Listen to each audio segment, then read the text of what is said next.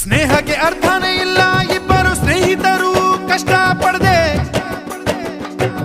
ಸ್ನೇಹಿತ ಎಂದು ಒಪ್ಪಿಕೊಂಡ ಮೇಲೆ ಒಳ್ಳೆದು ಕೆಟ್ಟದು ಎಲ್ಲ ನವದೆ. ದುಡ್ಡಿರಲಿ ಇಲ್ದಿರಲಿ ನಗುವಿನ ಒಡೆಯ ಗೆಳೆಯ, ಲಭಿರಲಿ ಲಾಸಿರಲಿ ಬೆಂಬಲದ ಬೆಟ್ಟಬೋ ಗೆಳೆಯ. ಸ್ವಾರ್ಥವಿಲ್ಲದಿದ್ರೆ ಹೆಂಡತಿ ಮಕ್ಕಳೆಲ್ಲ, ಕಿತ್ತು ತಿನ್ನದಿದ್ರೆ ಬಂಧುಗಳೇ ಅಲ್ಲ. ಸ್ನೇಹ ಒಂದೇ ನಿಸ್ವಾರ್ಥ, ನಮ್ಮ ಮನ ಮುಚ್ಚು ಬಟ್ಟೆ ಕಳ್ತಿ ಬಿದ್ರೆ ಎಷ್ಟು ಬೇಗ ನಾವು ಎಚ್ಚರಾಗುತ್ತೀವೋ ಅಷ್ಟು ಬೇಗ ಧಾವಿಸಬೇಕು ಒಬ್ಬ ಗೆಳೆಯನ ಕಷ್ಟಕ್ಕೆ.